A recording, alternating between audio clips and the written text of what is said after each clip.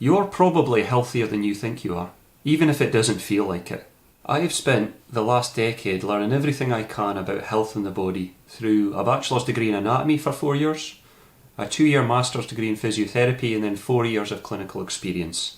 And during that time, one of the key skills that I've developed is the ability to notice factors that can contribute to long-term health. Understanding these has helped me to manage my own health, because it allows me to give credit for the things that I'm doing quite well, but then at the same time identify those areas that I'm lacking in and could improve on.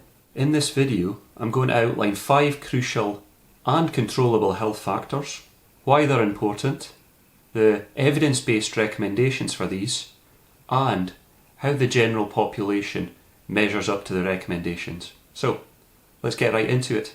The first sign that you're healthier than you think you are is that you walk for at least 30 minutes a day, at least 5 days a week.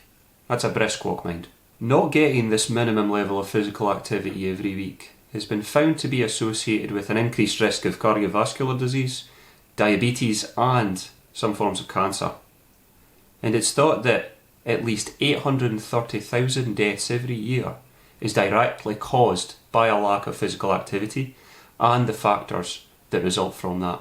The World Health Organization recommends that you do at least 150 minutes of physical activity every single week. So that would include like a brisk walk or taking the stairs, or even walking to work back and forth. But if you do more intense physical activity, such as playing football or running or something that really gets you sweating, then you're talking at least 75 minutes a week is the minimum criteria. The World Health Organization reported in 2016 that about 25% of adults don't meet this minimum criteria, and about 80% of teenagers and children don't. It was even more startling, some of the evidence that suggested that approximately 80% of Americans in total, including all adults, don't meet this minimum criteria of at least 150 minutes a week. So that means that if you walk for at least 30 minutes every day for 5 days a week, then you are in the top 20%. The second indicator that you're doing better with your health than you think you are is that you get enough sleep.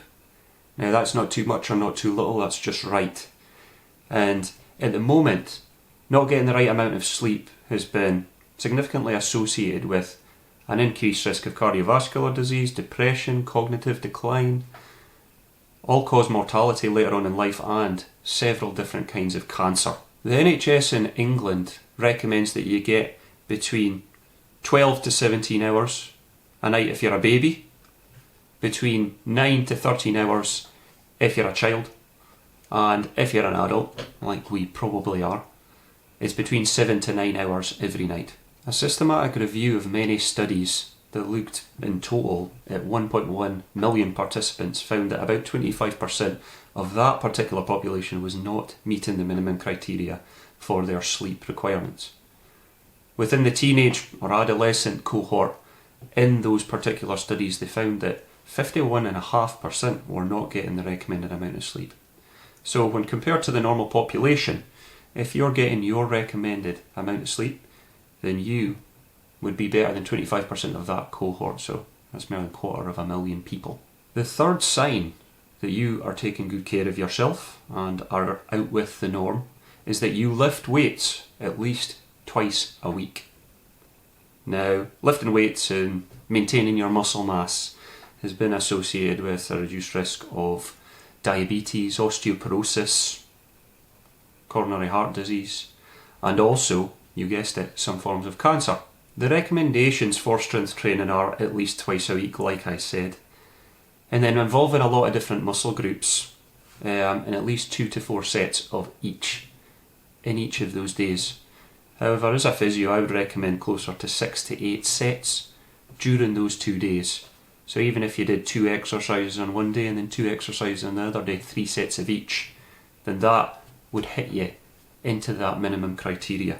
This could include some functional exercises such as squats, deadlifts, but if you don't have access to a gym, even bodyweight exercises like pull-ups, push-ups, the use of resistance bands in the house, they all contribute to these as long as you're doing them at a moderate to high intensity. And you should have a degree of muscle soreness the day after. A study that sent out questionnaires to around about 280,000 people across 28 different countries in Europe, found that these minimum criteria are met by only 17% of that total population. So that means that if you strength train at least twice a week, then that means that you are in the top 17%. And then as things go up from there, if you go to the gym, for example, 3 times a week, you're likely in a much more of a minority population. The fourth sign that your health is better than you think you are is that you have a best friend. Unfortunately, there is an epidemic of loneliness at the moment, and that has been associated with poorer outcomes in the long term. There's a lot of factors that can contribute to this, but a meta-analysis of 114 papers found that especially those papers that had more male participants, the poorer health outcomes were significantly worse, suggesting that this kind of epidemic might affect males a bit more, but that wasn't a conclusive finding. Some reports put it at 1/3 of people in industrialised countries are suffering from loneliness. And then there was a recent YouGov study of 2,000 people that found that there was 28% of Britons in this particular cohort that reported that they didn't have a best friend at all. 15% of them said they didn't have any close friends, and 8% said they didn't have any friends. So that means that if you have a best friend, then you are doing a lot better than a lot of people. In the words of Bill Withers, we all need somebody to lean on. So if you have somebody that you can be there for and be a good friend, and I would strongly suggest that because it might just be good for your well-being and theirs.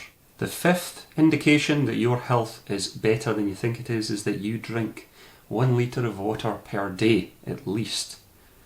Now, dehydration has been associated with a lot of issues, including reduced athletic performance, mental well-being, and a host of other issues. That is in the short term though.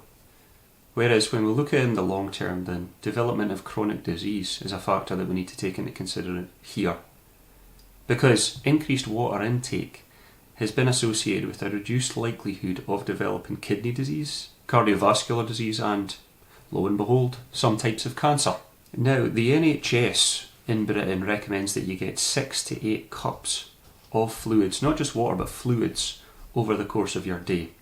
Now, a cup is defined as 236 millilitres, and at the moment, if that was to be the lower range, then you'd be talking 1,416 millilitres all the way up to 1,888 millilitres. So that is the criteria within Britain, but in the US it's a little bit more. It sits at 2,360 millilitres because the top recommendation is that of 10 cups. It's between 8 and 10 cups in the US.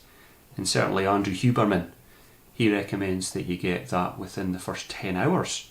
You do 2,360 millilitres within the first 10 hours of your day. So that is 1 cup every hour, which to me seems a little bit excessive, but who am I to judge the wisdom of Andrew Huberman? Big fan. A study of over 3,000 US adults found that only 22% of them reported getting over 8 cups of water per day. And there was actually 43.7% of them said that they get under 4. Another study found that the average that US adults get per day is 4.3 cups. That equates to 1,014 millilitres if you were to work out the math. So that means that if you drink more, just more than 1 litre, or 1,014 millilitres if we're going to be specific, then you would be better than the average. If you drink over 1.8 litres a day, which would be the upper range of those recommendations based on the NHS, then that would put you, in terms of this particular cohort, that would put you in the top 22%, or 1/5 of the population. Now, it's not a hard fast rule about too much, too little, but generally people tend to be a bit more dehydrated than they are overly hydrated. So it's always a good idea to try and drink more, but base it on your particular needs, your weight, how active you are. It is likely that you are better than the average in at least one of these areas, if not more. So that deserves a little bit of credit, because nobody else is going to give you credit for it, so I would give yourself a pat on the back if you could. In terms of this, if you don't hit the criteria for a lot of these factors, then the good news is that you're not alone. There's a lot of people that are suffering from the same types of issues that you are, and trying to stay consistent with these things can be difficult.